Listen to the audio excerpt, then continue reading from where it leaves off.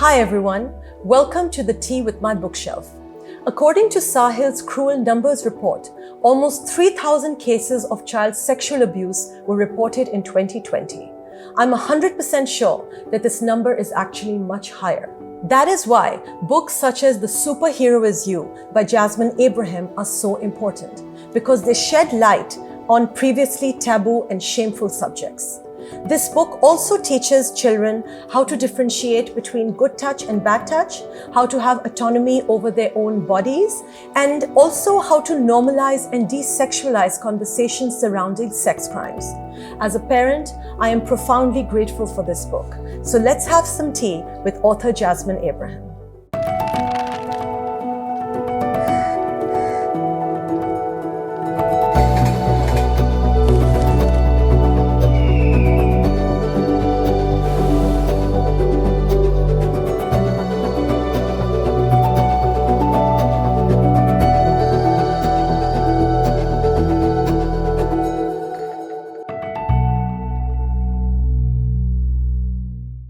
Jasmine, thank you so much. I really appreciate you coming and speaking with us.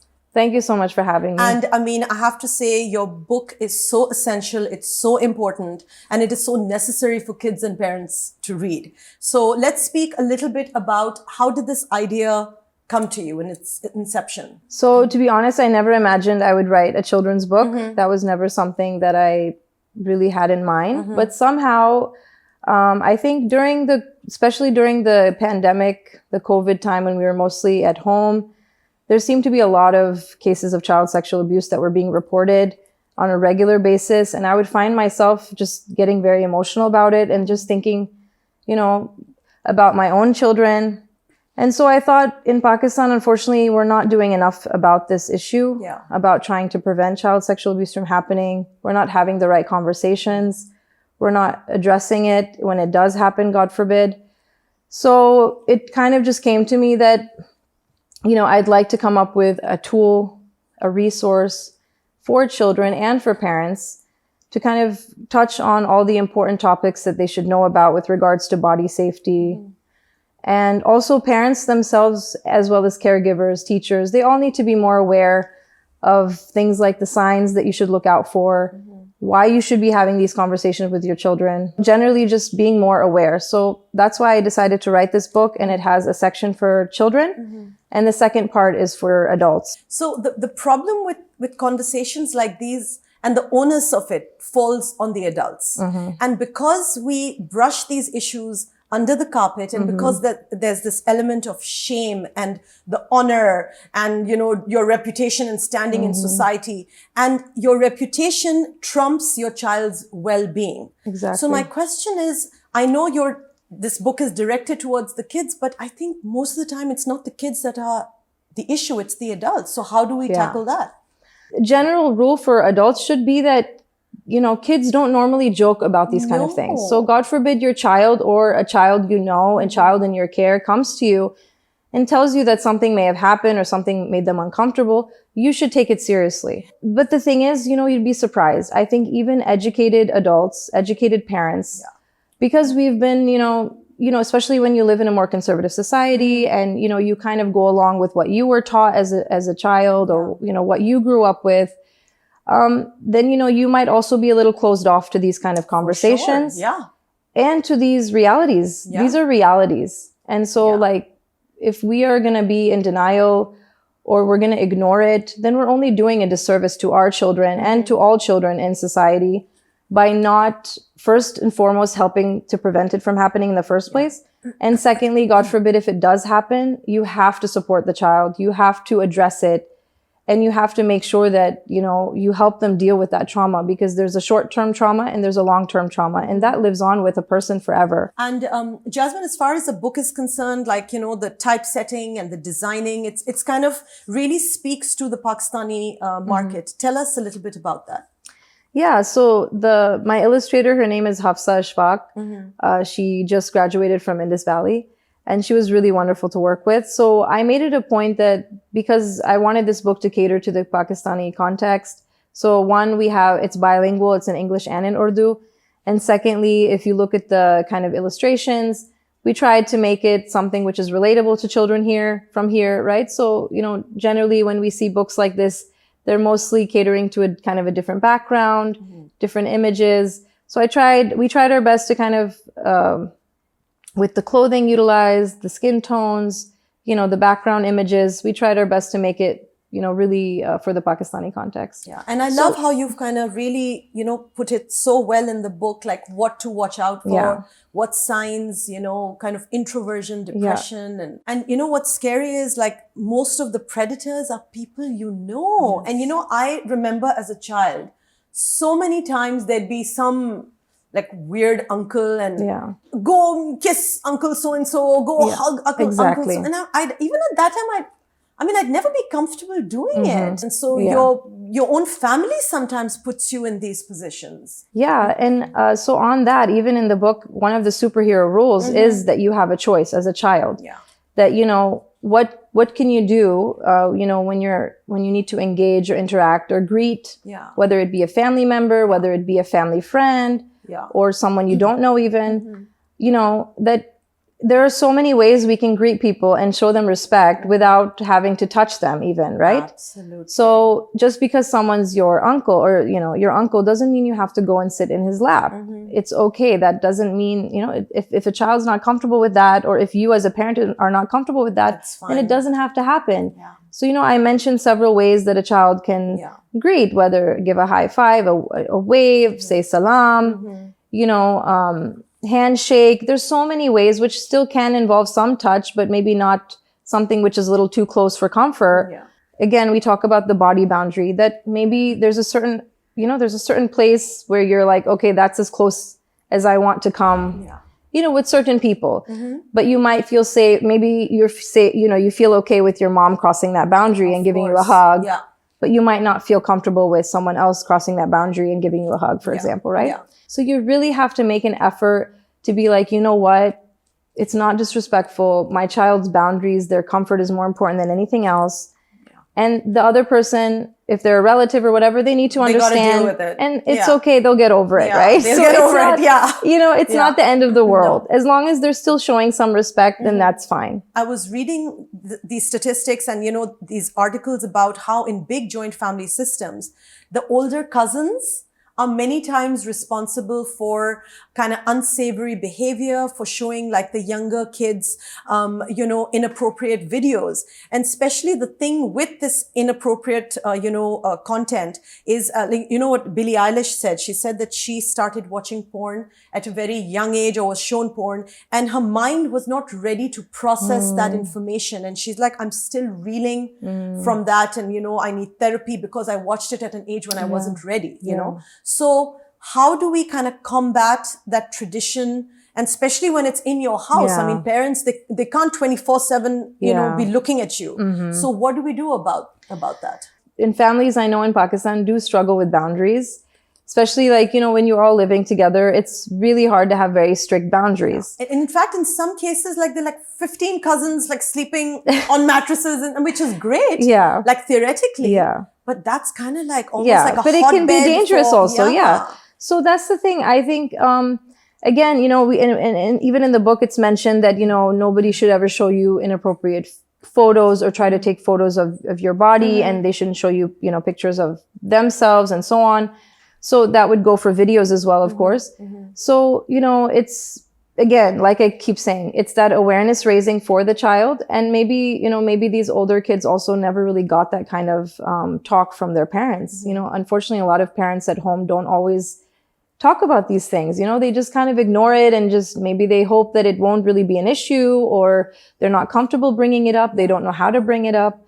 So I think the best way to go about it is, the earlier, the better to start having this kind of conversation with your child about what's appropriate, what's inappropriate. And if something does kind of happen that makes them uncomfortable, or they feel like might not seem right, they should always feel comfortable coming and speaking to us about it, right? You have to be so careful with who you're leaving your child with. Are they alone? Like, it's never a good idea to leave a child alone with anyone, really. I mean, that's, not the best situation, of course. But But especially like for working moms, tough. It is very tough. So, so you have the family dynamic, and then of course you have the domestic staff dynamic in a lot of households. Whole separate, scary situation. Definitely. So you have to think about both of those dynamics and say that, our children are not only interacting with the nuclear family. You have a lot of people kind of, engaging with your kids on a regular basis. And in our heads, we might think, oh, they're just family, or, oh, they've worked for us for many years, they're fine. Yeah. But it's really sad to think this way, but really we can't trust anyone. For sure. So speaking about what you had said earlier about, kind of the image that we all want to portray. Yeah. So let's talk a little bit about social media, okay, which is great because, you connect with your friends and lovely, whatever. But also, it's just taken the facade that we're wanting to put out there to another level. Like we have to look perfect and our skin has to be poreless and we have to have like the mom and the dad and the two beautiful, shiny kids. And God forbid that anything taints that image. And how scary is that we're kind of scared to feel vulnerable or scared to be our authentic self. Yeah. And also, as far as, you hear of these, young girls sending pictures to boys and then the picture goes viral. And no matter what you do, now that picture is out there for posterity. Yeah. That you can never erase that picture. Yeah. That's something that, we have to do on an individual level. Yeah. These are issues which everyone plays a role in. There's not one stakeholder. You have parents, you have society, you have the government, you have, policies, you have schools. Yeah, you're right. This is at a very individual level. There are so many stakeholders when it comes to these kind of issues. Yeah. But in this case, I would say, it's just one of those things you have to have one-on-one conversations with your children. Yeah. One, with the boys, of course, it's all about, being respectful. If you're talking about the other gender, being respectful of girls and women and, making sure that they understand that. And then for girls also, making sure that they know that they should respect their bodies, themselves, be comfortable with whatever they're doing, and also know the consequences if, they do, if either of them do something which is not exactly, conducive to, a healthy, open environment. Yeah. So, so both, regardless of gender, they both need to be educated about everything the same way. I know, unfortunately, especially in the society, girls That's exactly what I said. I feel we always were like, tell the girls, cover up the girls, remove girls from public spaces. Yeah. And I feel like I have a son and it's like, no, figure the boys out, fix the boys. Yeah. Once the boys are fixed, then the girls don't need to do anything. Even if your son receives an inappropriate, a picture from a girl. That's where it should end. Yeah. It should not be forwarded. Yeah. So the entire burden cannot lie on the shoulders of like an 11-year-old child. No, and it shouldn't. And we have to educate the boys just as much as the girls. Yeah, but we don't do that. But we don't. We always see them. Boys. Yeah, we always see them as very different in what they can do and their behavior. And also with boys, unfortunately, we don't really, we don't think that they can talk about their feelings and have emotions. And that's obviously, a disservice to our boys too, that they have to always act strong and, they can't cry and they can't be emotional. Yeah. And, in this case, boys are just as much at risk as girls are of being sexually abused. Yes. I was under the impression that it was mostly girls that are being sexually abused. I was quite surprised. Yeah, it's a misconception, and I think in Pakistan, when you compare Pakistan to say the US, Pakistan even has a closer ratio. One factor might be that, of course, because gender dynamics and engagement is a little different here, right? Women or girls and women move more freely abroad, I would say, and maybe that could possibly be one factor as to why, boys become maybe more, accessible to predators, unfortunately, because because of the societal dynamics. Without any kind of particular sexual orientation. I don't even think it's about sexual orientation in a predatory level. I think it's just a matter of accessibility, I think. Yeah, that could be the case. So it is, those numbers are very surprising to a lot of people, because again, it's just assumed that because there's a sexual act involved that it has to be involving a female, but in many cases, it's actually involving a boy as well, or a male. Yeah. So it's that's why we have to educate our girls and boys just exactly the same about this topic and about all topics which are of importance to them. Okay, so let's talk about you a little bit. Okay. You're a Lebanese American married to a Pakistani. Yes. There are like so many different continents and cultures happening. Yeah. So tell us a little bit about your story. Like, how did that come to be? Well, my husband and I met in the US. Mm-hmm. We were both studying there. I'm born and raised in the United States, grew up there, but my family's originally from Lebanon. Mm-hmm. And my parents are quite traditional, they were really, they really raised us with very kind of traditional values and, things like that. So even though we were raised in the US, we still kind of got a lot of that Lebanese culture and values instilled in us as well. Mm-hmm. So yeah, like we met in college and it wasn't exactly something which was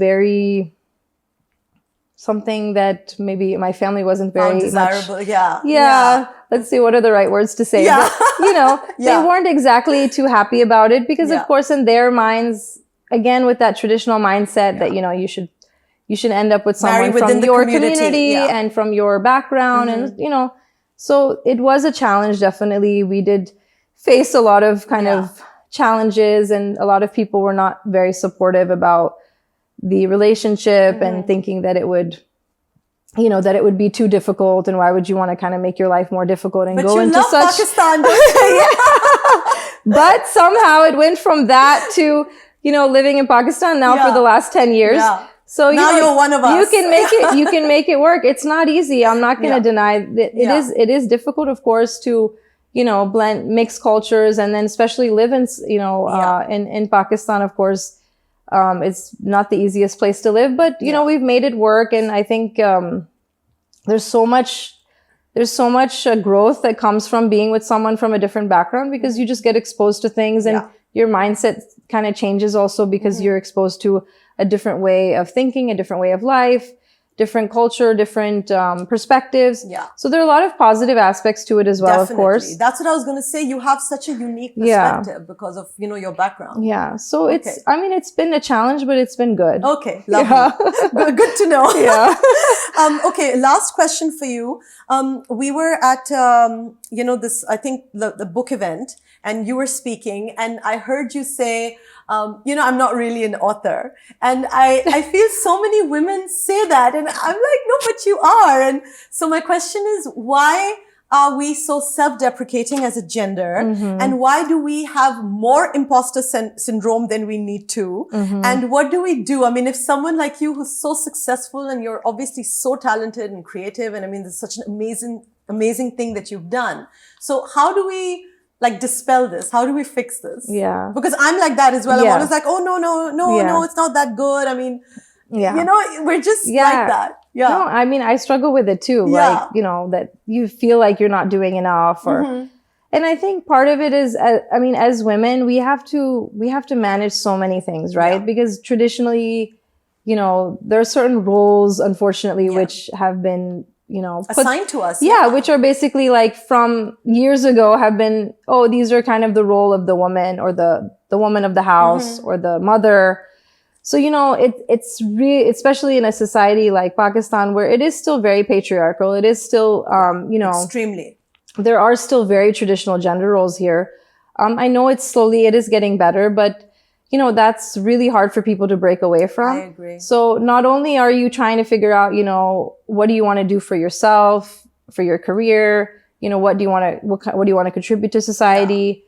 But you have to also think about, your household, and the kids, your children, your husband, keeping everyone happy, healthy, keeping everything in order. So women are just managing so many things. And, you start questioning. Men, I feel they own their success just so seamlessly, I mean, and I love that. And I wish I could do that, but it just doesn't come naturally. It doesn't. And then again, like we mentioned before, social media has had a very negative impact in this regard too. Yeah. Because we are really bombarded with like these images of everyone doing amazing things in their life and they have it all figured out. With good hair. Yeah. It's like, how do they not have a bad hair day? Yeah, I know. And like, having it all figured out. But we have to keep reminding ourselves that, what? Everyone has something in their life that they're struggling with. Yeah. Everyone is vulnerable in some way. And that's why I really appreciate when people are vulnerable, because I think that, it's good to recognize that you don't have it all figured out, that, you are struggling with something or that life isn't perfect, because it isn't for anyone. No, it's not. Okay, so now we're going to get to some rapid fire. Okay. Okay. First of all, favorite childhood author or book? Okay. So I was really into the Babysitter's Club. So that's by Anne Martin, I believe. So that was like something I used to read a lot. Okay, so that's really cute. Yeah. All right. Pakistan, Lebanon, or USA? That's a tough one. But I'm going to have to go with US just because I was born and raised there. It's still my first home, right? Okay, fantastic. Staying in or going out? I'm going to have to staying in. Why?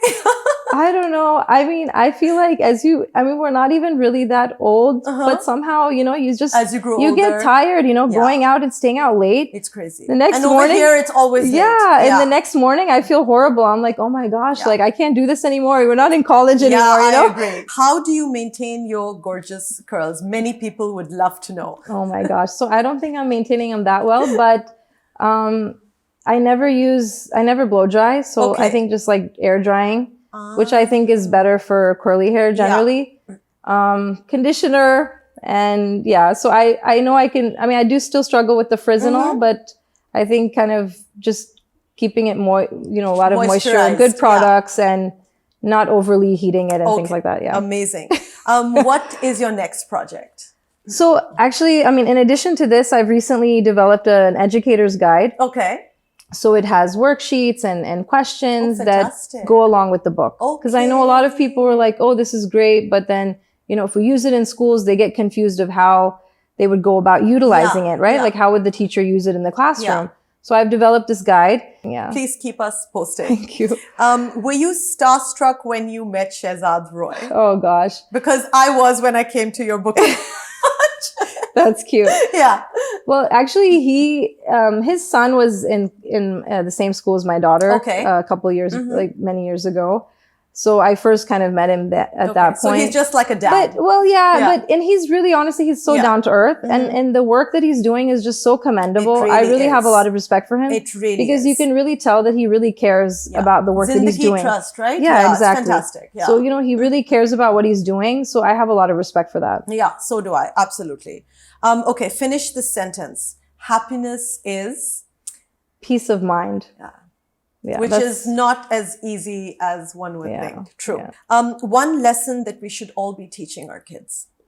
So I think something that we should kind of keep reinforcing with our children is just to be kind. Because, kids really do get affected when they're mistreated at school or people are mean to them or say things which are not nice or comment on their appearance or so on and so forth, right? So it's just so important to reinforce that we should try our best to be kind to others. And, because we should, the world is already, needs more kindness and compassion. It's already a very difficult place to live in. Yeah. So, we should all try our best to be nice to each other to the best that we can. Yeah. Well, that pretty much sums it up. Jasmine, thank you so much. This was such an important conversation. And for those of you who haven't read this book, The Superhero is You. It is essential reading for parents, for kids. So everyone, please read this book. You can get this at most bookstores and you can even borrow this from our library at My Bookshelf. See you guys next week.